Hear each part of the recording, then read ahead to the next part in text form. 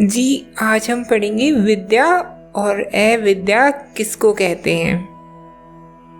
विद्या और अविद्या किसको कहते हैं, तो बड़ा सारगर्भित और संक्षिप्त उत्तर देता है उपनिषद। सर्वसार उपनिषद श्लोक 3। अहम भाव की जन्मदात्री अविद्या है और जिसके द्वारा अहम भाव समाप्त हो जाए वही विद्या है। जिसमें अहम भाव जन्म ले वो है अविद्या और जिसमें अहम भाव समाप्त हो जाए वो है विद्या। जी ध्यान से समझेंगे। देखिए, इस पर बड़ा संशय रहा है और बड़े तरीकों से विद्या और अविद्या की परिभाषा करने की कोशिश की गई है। मेरी दृष्टि जहाँ तक जाती है वो मैं कहती हूँ, दो तरह का ज्ञान हो सकता है।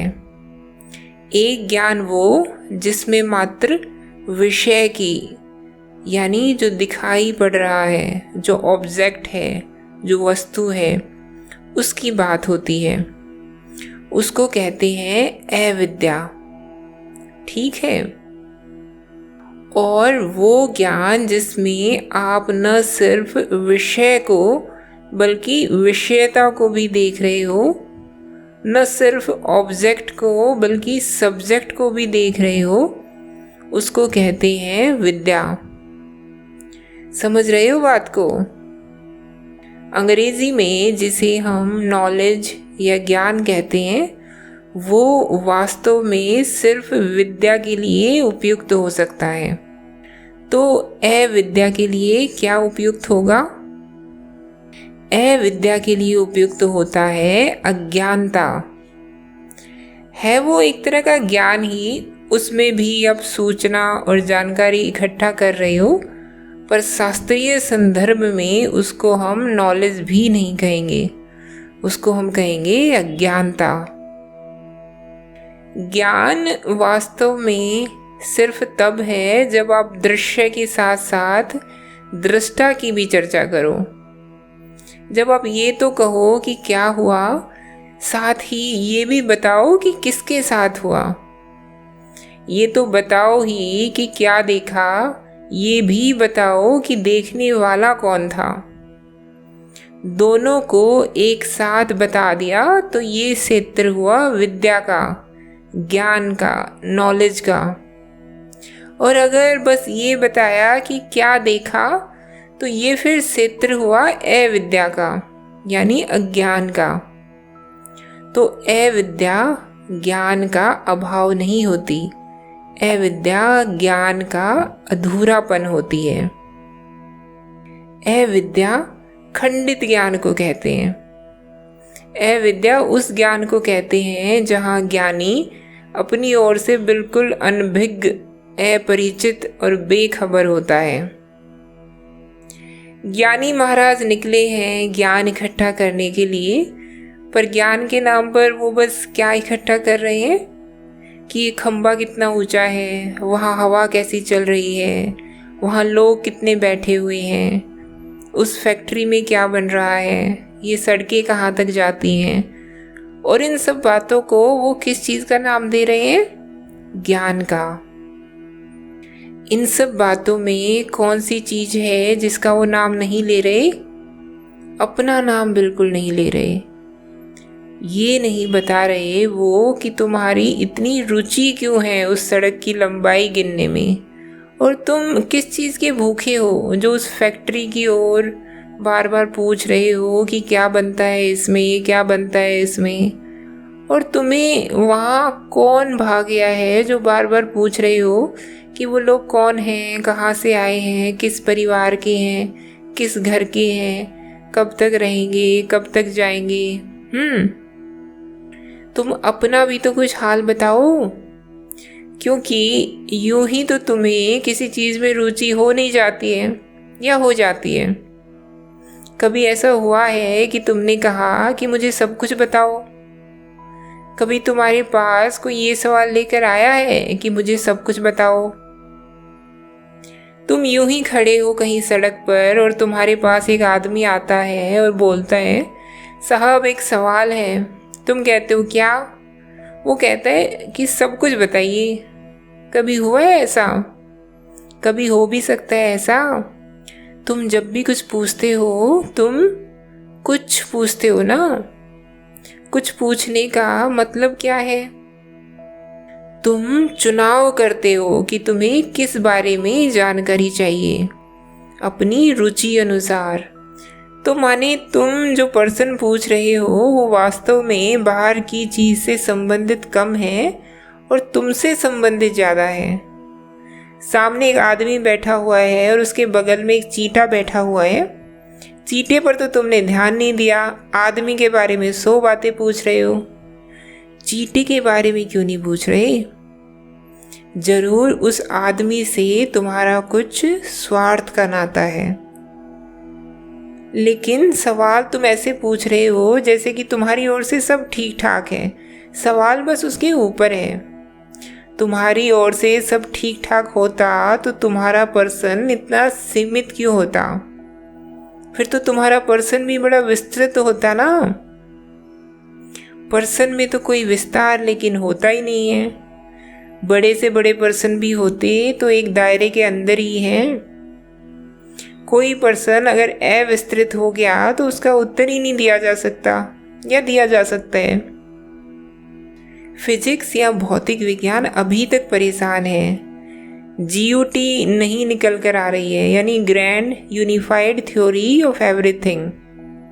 छोटी छोटी चीज़ों के सिद्धांत तो मिल जाते हैं। शॉर्ट फील्ड फोर्सेस पता है, लॉन्ग रेंज फोर्सेस वो भी पता है। इस क्षेत्र में कौन सी परिभाषाएं काम करेंगी ये भी पता है। पर ऐसा कोई सिद्धांत निकल कर नहीं आ रहा जो सार्वभौमिक हो, जो यूनिवर्सल हो। ऐसा सवाल पूछना ही बहुत मुश्किल है जो सब कुछ समझा दे तुम्हें अपने उत्तर में। हम वही सवाल पूछते हैं जो सवाल हमारे भीतर की किसी रिक्तता का प्रतिबिंब होता है। किसी आदमी को जानना है तो यह देख लो कि उसके सवाल कैसे हैं। किसी आदमी को जानना है और वह अपने बारे में तुम्हें बताने में जरा भी उत्सुक नहीं है। मान लो मैं इनसे मिलूं और इनसे कहूं कि अपने बारे में कुछ बताइए, और ये बिल्कुल एकदम मुंह को बंद करके सामने खड़े हो जाएं। अब ये एक बंद कमरे की तरह हो गए ना, जिस पर ताला लगा हुआ है। ये कुछ अपने बारे में राज खोलना ही नहीं चाहते। तो राज खुलवाने का एक सीधा तरीका मैं बताती हूँ। आप उनसे कहिए, ठीक है आप अपने बारे में कुछ मत बताइए, आप मुझसे मेरे बारे में 10 सवाल पूछ लीजिए। इन्हें लगेगा कि ये तो मामला ठीक है, अपने बारे में कुछ बताना नहीं है, इसके बारे में 10 सवाल पूछने हैं। वो आपसे आपके बारे में जो 10 सवाल पूछेंगे उससे उनके बारे में आपको सब कुछ पता चल जाएगा। तुम्हारे सवालों में तुम्हारे दिल का हाल छुपा होता है। तुम्हारे सामने कोई शेर हो, तुम उससे कहो कि मेरे बारे में क्या जानना चाहते हो, तो वो तुमसे ये थोड़ी पूछेगा कि ICSC से हो या CBSE से। वो तुमसे यही पूछेगा कि कितने किलो के हो। शेर के सवाल से तुम्हें शेर के इरादों की भनक लग जाएगी ना? लग जाएगी या नहीं लग जाएगी? तो किसी आदमी के बारे में जानना हो तो उससे जवाब मांगने जरूरी नहीं है, उसके सवाल सुनने ही काफ़ी हैं। सवाल देखते ही पता चल जाता है कि ये आदमी कौन है। आपका सवाल किसी विषय के बारे में नहीं होता। अगर सुनने वाला सुन सकता है तो आपका सवाल बताता है कि आप कौन हैं। विद्या और अविद्या यहीं से समझ लो। अविद्या इसीलिए इतनी फैली हुई है क्योंकि अविद्या में सुरक्षा है। क्या सुरक्षा है? अविद्या में कोई तुमसे यह नहीं पूछने वाला कि तुम कौन हो, तुम कैसे हो। तुमसे बस ये पूछा जाएगा कि तुम्हारे पास डिग्रियां कौन कौन सी हैं, तुमने क्या क्या अर्जित करा ज्ञान, ये पूछा जाएगा। यह अविद्या का क्षेत्र है। तुमसे कोई ये नहीं पूछेगा कि तुम कौन हो, अपना हालचाल बताओ, कहाँ से आए हो, कहाँ को जाना है, ये कोई नहीं पूछेगा। इसीलिए तुम पाते हो कि इतनी संस्थाएं हैं जो अविद्या का प्रसार कर रही हैं। हमारी सारी जो व्यवस्था है, हमारे कॉलेज हैं, स्कूल है, हमारे विश्वविद्यालय हैं, ये वास्तव में अविद्या के केंद्र हैं। ये सब अविद्यालय हैं। विद्या क्या है फिर? विद्या तब है, जैसा हमने कहा, जिसमें दृष्टा दृश्य दोनों की बात एक साथ हो। तुम कौन हो ये जरूर जब पूछा जाए, मात्र तब है विद्या। क्या विद्या और अविद्या के आगे भी कुछ होता है?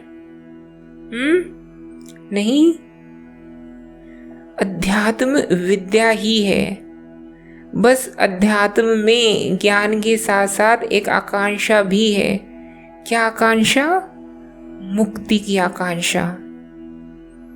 अध्यात्म विद्या ही है जिसमें आप अहम को सिर्फ जानना नहीं चाहते, जिसमें आप अहम का सिर्फ ज्ञान ही नहीं लेना चाहते, आप अहम से मुक्ति भी चाहते हो। वास्तव में वह मुक्ति की इच्छा ज्ञान से पहले ही आती है, नहीं तो आप अहम का ज्ञान लोगे ही नहीं। क्योंकि अहम का ज्ञान लेना कोई सुख की बात नहीं होती, सुख तो अविद्या में ही है।